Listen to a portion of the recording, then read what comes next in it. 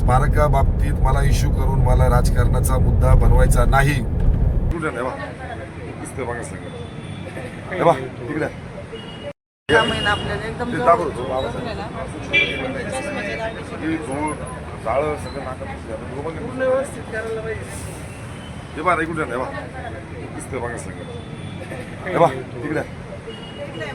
सगळी धूळ तशी हे बघा.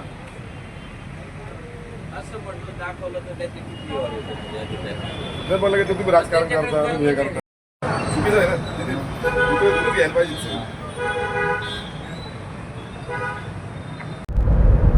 सप्रेम जय महाराष्ट्र, जय भीम, जय शिवराय. आज 6 डिसेंबर विश्वरत्न डॉक्टर बाबासाहेब आंबेडकर यांचा आज महापरिनिर्वाण दिन.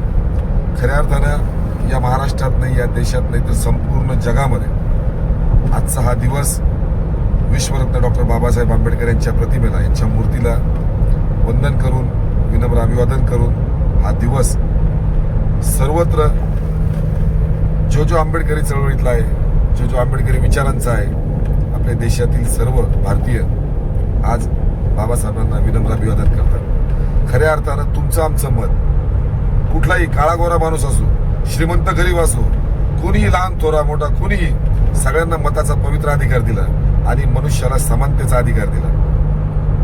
खऱ्या अर्थानं हा पवित्र मताचा अधिकार देऊन तुम्हा आम्हाला सर्वांना एका लाईनीत उभं केलं आणि सर्व मनुष्य जातीला मान सन्मान मिळवून द्यायचं काम विश्वरत्न डॉक्टर बाबासाहेब आंबेडकर यांनी केलं. आज कोपरगाव शहरामध्ये महाविकास आघाडीच्या वतीनं आमचे मशाल चिन्हावरच्या उमेदवार सौ सपना भरत मोरे या नगराध्यक्ष पदाच्या उमेदवार आहेत. सर्व बाकीचे आमचे उमेदवार महाविकास आघाडीचे, राष्ट्रवादीचे, तुतारीचे सुद्धा आमचे उमेदवार. आम्ही जेव्हा अभिवादन करण्यासाठी आम्ही विश्वरत्न डॉक्टर बाबासाहेब आंबेडकर यांच्या स्मारकात जवळ गेलो त्यावेळेस मोठ्या स्मारकाला आम्ही अभिवादन केलं, त्या ठिकाणी पुष्पहार अर्पण केला. त्यानंतर जुना जो छोटा पुतळा आहे, जे छोटं स्मारक आहे, त्या स्मारकाला जेव्हा आम्ही पुष्पहार अर्पण करत असताना आमच्या असं निदर्शनास आलं, आमच्या असं बघण्यात आलं का स्मारकाची उजवी बाजू आज सकाळी किंवा काल नगर परिषदेच्या कर्मचाऱ्यांनी साफसफाई केली, धुवून घेतला, असं मुख्याधिकारी साहेबांचा फोन आहे. जेव्हा मी मुख्याधिकारी साहेबांना ती चूक बघितल्यानंतर फोन केला, ती चूक अशी होती, उजव्या बाजूनं स्मारक धुतल्या गेलेले आहेत, पुसल्या गेलेत, पण डावी जी बाजू आहे त्या बाजूला पूर्णपणे धूळ लागलेली आहे. या व्हिडिओच्या सुरुवातीला मी त्या स्मारकाचे काही 30 ते 40 सेकंदाचे व्हिडिओ मी दाखवले.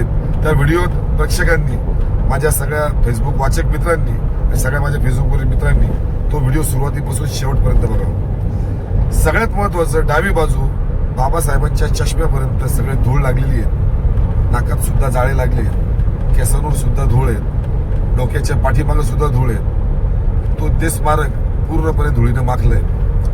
मग मुख्याधिकारी साहेब, मी आपल्या संघ जेव्हा फोन केला, जेव्हा मी तुमच्याशी बोललो, तुम्ही मला असं सांगतात, मी आदेश दिला, मी स्मारक धुवून घेतले, पण अशा पद्धतीनं जर स्मारक धुतल्या जात असतील, ज्या महापुरुषांमुळं आम्ही आज या उघड्या छताखाली बिनधास्तपणे आपल्या कुटुंबासोबत आनंदानं सुखानं श्वास घेऊ शकतो ना, ते विश्वरत्न डॉक्टर बाबासाहेब आंबेडकर आहेत. त्यांनी तुम्हाला आम्हाला पवित्र मताचा अधिकार दिला, मनुष्य म्हणून जगण्याचा अधिकार दिला.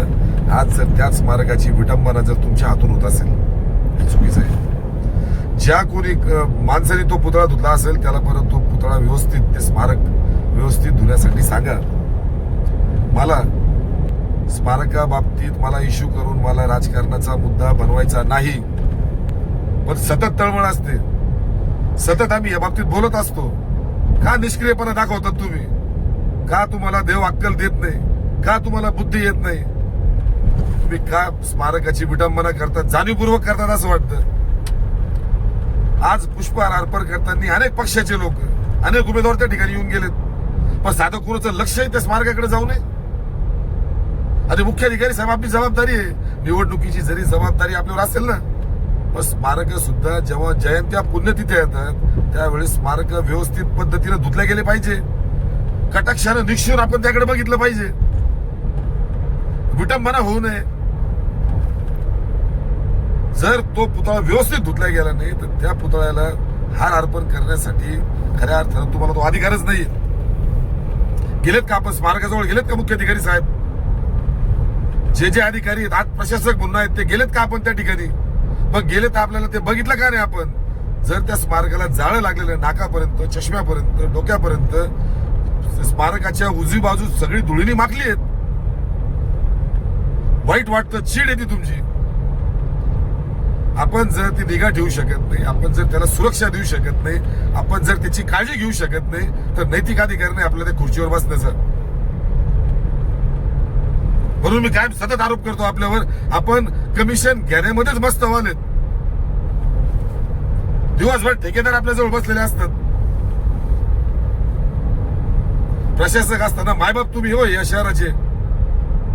आज काय शहराची परिस्थिती? स्मशानभूमी जरी गेलं तरी माणसं कमी, जनावर जास्त दिसतात. काय त्या स्मशानभूमीची अवस्था? कमीत कमी जिवंतपणे या कोपरगाव शहरामध्ये त्या माणसाला धुळीने खड्ड्यानं त्याला चूक नाही, तर कमीत कमी मेल्यानंतर त्या स्मशानभूमीत गेल्यानंतर कमीत कमी त्या स्मशानभूमीची अवस्था तर व्यवस्थित पाहिजे. त्या प्रेताला अखेरचा निरोप देताना त्या प्रेताला सुद्धा कमीत कमी बरंच आनंद वाटला पाहिजे त्याला. जनावर जास्त त्या ठिकाणी जे अंत्यविधीसाठी आलेले असतात, नातेवाईक असतात, सगळे दुःखित असतात, शोकाकुल असतात. त्यांना ते डुकरून गाढवा हाकलावे लागतात, कुत्रे हाकलावे लागतात. मुख्याधिकारी साहेब, अजूनही वेळ गेलेली नाहीये. सगळे स्मारक कोपरगाव शहरातील आजच्या आज सगळे व्यवस्थित धुतले गेले पाहिजेत. सगळ्यांना पुष्पहार घातला गेला पाहिजे. आणि खास करून विश्वरत्न डॉक्टर बाबासाहेब आंबेडकर यांचं आज खऱ्या अर्थानं महापरिनिर्वाण दिन आहे. जा तिथं अभिवादन करा, स्मारकाची व्यवस्थित साफसफाई करा.